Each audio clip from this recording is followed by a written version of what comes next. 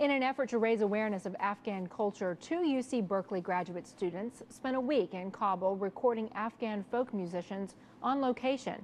The result is the Afghan Music Project, an 11-song album of traditional Afghan music. Let's listen.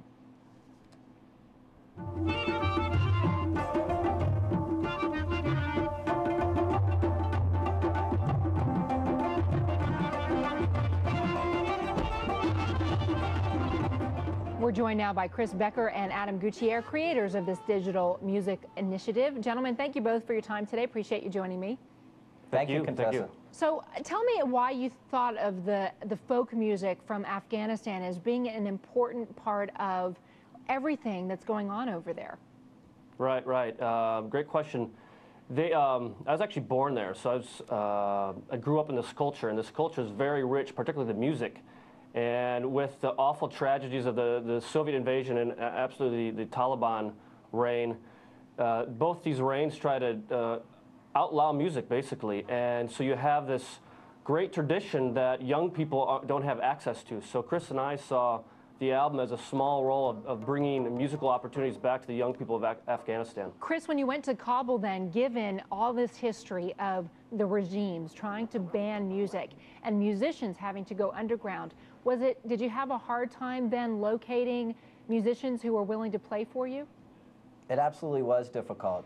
It was especially difficult to find female musicians that were willing to collaborate with Westerners on a project like this.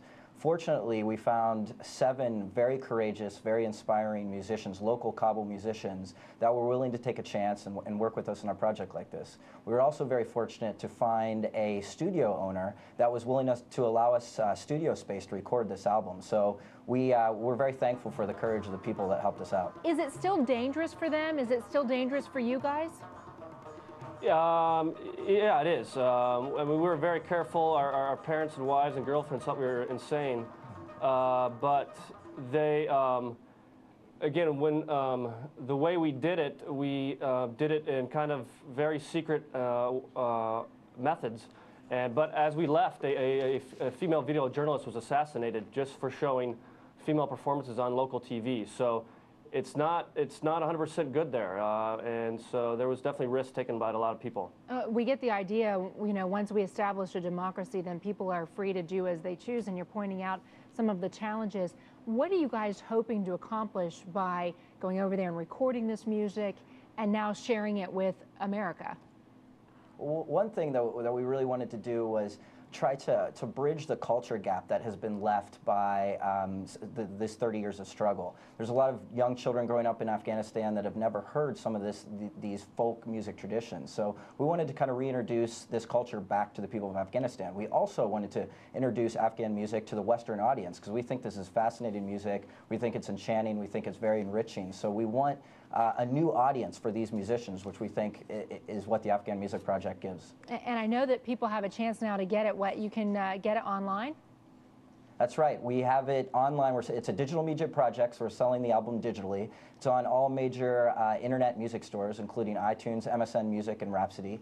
You can go to our website, www.afghanmusicproject.org, to learn more about it and specifically where you can buy it. And I found this amazing that just 600 song downloads. In other words, if you sell a song 600 times, that will fund a music teacher in Afghanistan for an entire year.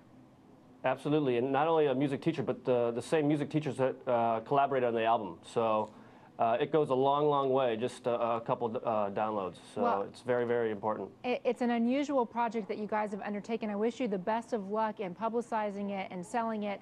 And if you go back to Afghanistan again to check in on the progress again, we'd love to hear from you. Thank you so much. Yeah. Really appreciate it. We'll send you a couple copies. Oh, love it. Adam Gutierrez and Chris Becker, the creators now of this Afghan Music Project.